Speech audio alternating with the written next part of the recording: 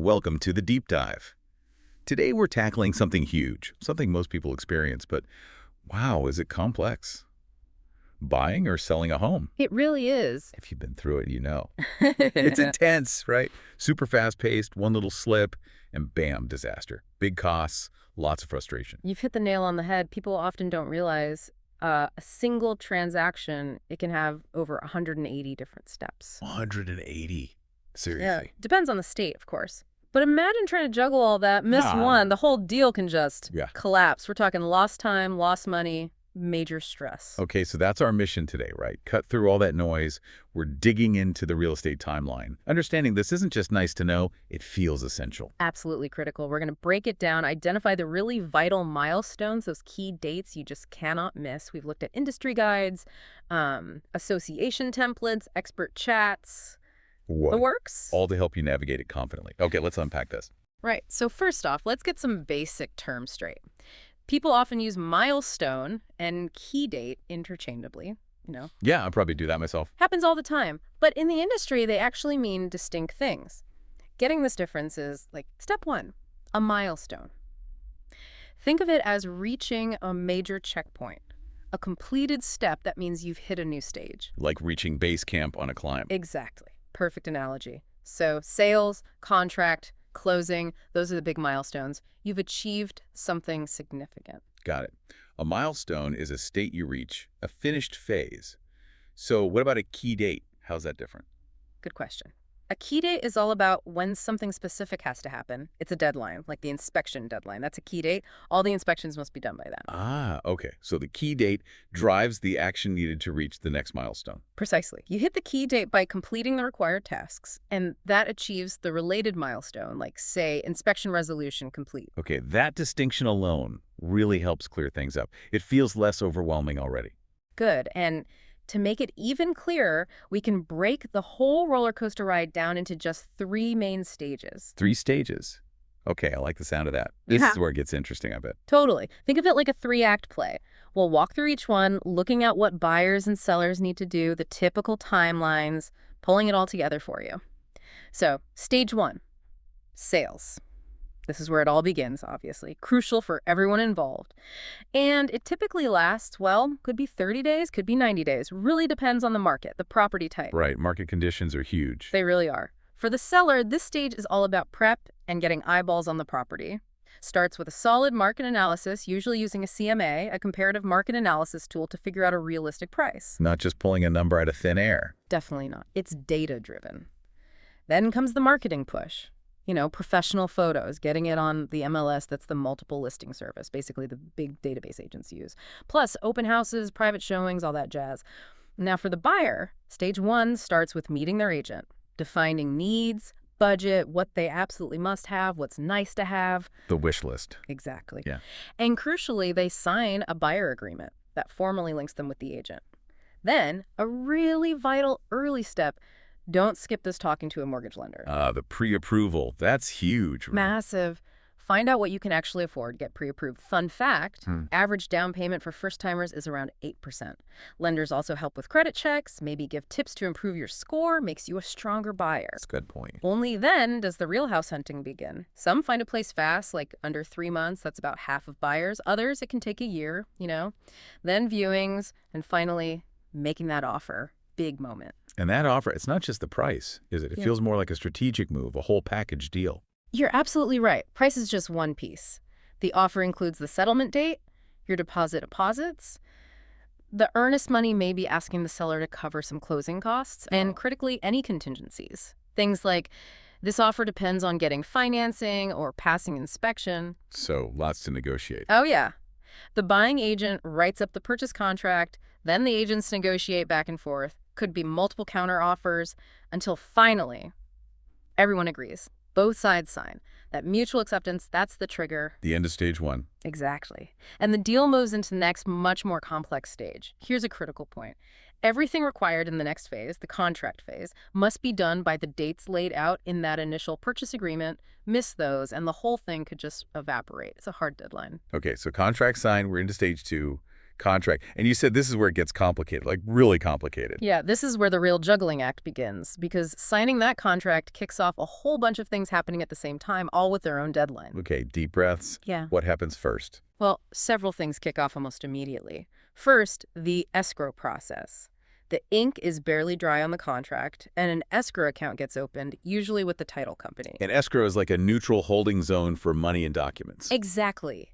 It's secure. Your earnest money deposit goes straight in there. It protects both the buyer and the seller because the funds and documents aren't released until all the sale conditions are met. The seller also has to send all their required property disclosures to the title company pretty quickly. Disclosures, like known problems with the house. Right. Leaky roof, foundation issues, that kind of thing. Once the title company gets those, and later the inspection report, they start digging into the property's history. That's the title search. Eventually, they issue a title report. Also happening now. Insurance. The buyer needs to get homeowner's insurance lined up. Seems simple, but you'd be surprised how often it needs a nudge. No insurance, no closing. Got it. What else? Then there's the appraisal and loan approval. The buyer's agent shoots the contract over to the lender. The lender then orders an appraisal. Usually takes about a week. And the appraisal is just to make sure the house is worth what the buyer's borrowing. Pretty much. It protects the buyer from overpaying, sure, but it also protects the lender. They verify all the property details against the buyer's pre-approval info. If everything checks out, they issue that beautiful clear-to-close notice, usually just before the actual closing day. And of course, the big one, the inspection. Buyer's agent orders this right after the contract is signed. The inspector goes through the house with a fine-tooth comb. And if they find problems? Then the buyer's agent might submit an addendum, basically, a proposed change to the contract asking for repairs, or maybe a credit. That inspection report also goes to the title company and any attorneys involved. Is there a tight deadline on this inspection stuff? Oh, definitely. The inspection period itself is usually pretty short, often around 10 days after the contract is signed. That's for getting the inspection done and submitting any repair requests. Wait, only 10 days for inspection and request. That feels tight. It can be. And then the negotiation after the inspection. That can add another week or two. See how timelines start to crunch. Meanwhile, the seller has their own deadlines. Those seller's requirements. They've got to get those property disclosures to the buyer's agent, usually within about 5 days of signing the contract. Plus, they need to arrange access for the inspector. Okay, so lots happening in parallel. Escrow, insurance, appraisal, inspection, disclosures. Exactly. Once all those pieces are more or less settled, there's typically one last chance for final negotiations between buyer and seller, mostly about any repairs that came up during inspection. Once that's done, then, and only then, we officially move into the closing process. Which brings us to stage 3, the closing process, the finish line, the part where you actually get the keys right. It's the grand finale. This is where everything comes together. First, the escrow company does a final check. Have all the conditions in the purchase agreement been met? Funds deposited, disclosures done, contingencies satisfied, check, check, check. Then, the buyer's lender releases the loan funds. That's called funding the loan. Huge step. After that, something really important, the final walkthrough. Oh, right, to make sure the house is still in the agreed-upon condition. Exactly. You and your agent walk through one last time. Make sure no pipes burst overnight, seller didn't take the built-in bookshelves they promised to leave, you know. Then, everyone gathers around the table, or does it remotely these days, to sign a mountain of paperwork. The deed, the loan documents, the settlement statement. Lots of signing. Lots of signing. Then the title company takes the deed and other key docs down to the county recorder's office. They officially record the title transfer. That makes it legal. Once that's confirmed, the escrow company pays everyone. Seller gets their money, deductions are covered, and then the magic moment. The keys. The keys. Buyer gets the keys, official possession transfers, done deal, huge relief usually. Okay, so those are the 3 big stages: sales, contract, closing. Makes sense. But you mentioned earlier, the real trouble often lurks in the smaller details, the specific deadlines within those stages. Exactly. While the big milestones are clear, it's often those specific, sometimes seemingly minor deadlines that trip people up. They get overlooked. So what does this mean for you listening? It means you got to zoom in. Pay attention to the fine print, because missing one of these smaller dates can still derail the whole thing. Precision isn't just nice, it's like non-negotiable. It really is. And these details can be surprisingly tricky, like just defining time. One broker discussion we saw stressed that contract time is usually calendar days, not business days. Unless a deadline falls on a weekend or a federal holiday, then it usually shifts. Wow, even defining time can trip you up. Okay, give us some examples. What are these critical, often missed deadlines? Sure. So let's hit a few big ones. First, that earnest money deposit. We mentioned it goes into escrow. The deadline. Often just 3 days from the effective date. And the effective date is when everyone has signed off, right? Right. The moment the contract is fully agreed upon and executed by both sides. Knowing that exact date is crucial because that 3-day clock starts immediately. Mess that up and your offer could be dead before it starts. It's your first sign of commitment. Seller sees no deposit. They might just walk. 3 days is super tight, especially if you're like wiring funds or getting a check sorted. What's another trap? Another one for buyers, also often within 3 days of contract acceptance, giving your lender the official loan application and permission to pull your credit report. Seems basic, but people delay. All the time. They think, oh, I'm pre-approved, I've got time. But no, the lender needs the formal application tied to this specific property ASAP. Delay this. It pushes everything back. Loan approval gets delayed, closing gets delayed. Potential chaos. Then on the seller side, those disclosures. The seller's property disclosure statement, SPDS, often needs to be delivered within just 3 days, and the insurance claims history may be 5 days after acceptance. And these tell the buyer about past problems or claims. Exactly. Super important info. Then the buyer usually has about 5 days after receiving them, or within the overall inspection period, to review and potentially object to something in those reports. If the seller is late delivering them, it squishes the buyer's review time. You might miss the window to address a big issue. I can totally see how that time crunch creates problems. What about other financing deadlines? Beyond just the initial application? Oh, absolutely. Financing timelines are critical. Remember the CFPB Closing Disclosure, CD? That document outlines all the final loan terms and costs. By law, the buyer must receive it at least 3 full business days before the scheduled closing signing. 3 business days. Oh, Right. Sometimes 5 days, depending on how it's delivered. If that CD is late, your closing will be delayed, period. It's a major checkpoint saying that CD on time is a good sign things are on track. And speaking of the loan approval timeline itself, one expert we looked at strongly advises aiming for final loan approval about 7 days before the actual closing date. a week early. Why so much buffer? Because things go wrong. Underwriting can hit snags. Lenders get busy, especially with shorter, like 30-day closing timelines. After you factor in negotiation time, maybe the buyer takes a few days to get documents in. The lender might only have 10 to 17 actual working days to get the entire loan fully approved. It's tight. So aiming for 45-day closings gives more breathing room. Exactly. If that loan approval isn't ready by the contract deadline, the buyer faces tough choices. Ask for an extension. Risky, the seller might say no. Waive the financing contingency altogether. Super risky means you have to buy, even if the loan falls through. Or cancel the contract. Oof. And here's a kicker.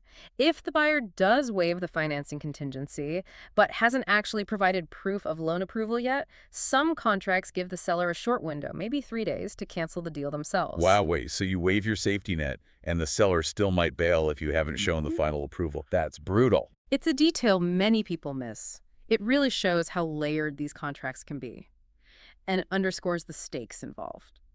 Which brings us back to the big picture.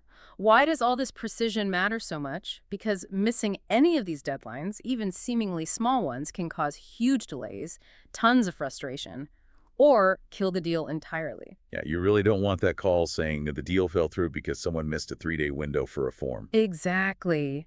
It's not just about the money, though that can be significant. It erodes trust. Between the buyer and seller, between clients and agents, it turns what should be exciting into a nightmare. So why should you care listening right now? Because whether you're buying, selling, or you're an agent helping clients, these dates, they're the absolute foundation of a successful deal. Getting them right isn't just about being organized.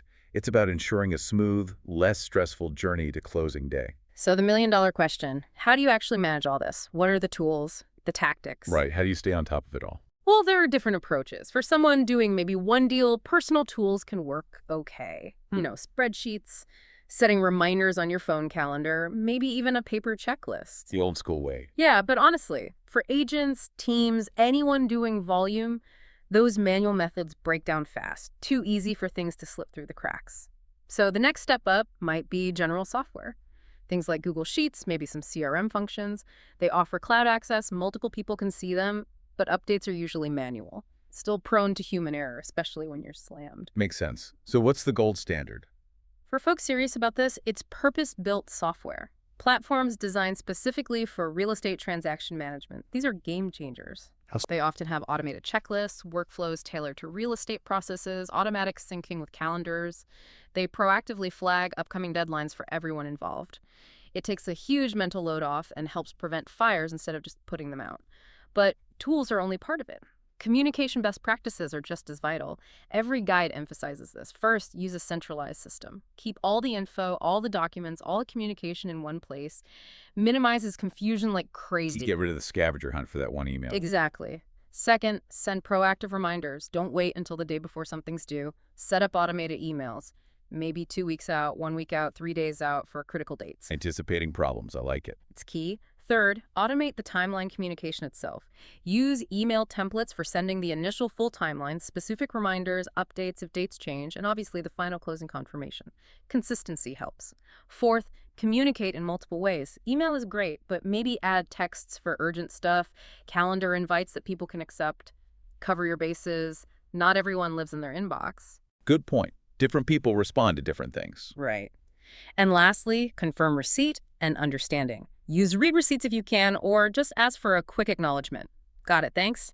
This closes the loop, prevents the, oh, I never saw that email excuse later on. That makes a ton of sense. This whole deep dive really highlights it, doesn't it?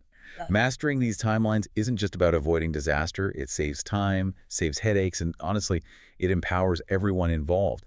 It turns this potentially terrifying process into something manageable. It absolutely does. And thinking about all this complexity, the deadlines, the tools, it really raises an important question looking forward. Oh, what's that? Well, given how fast technology is moving and how complex these deals remain, what kind of innovations, maybe things we haven't even thought of yet, could truly redefine how we manage and experience buying and selling? What could make this whole intricate timeline feel, intuitively seamless for absolutely everyone involved in the future?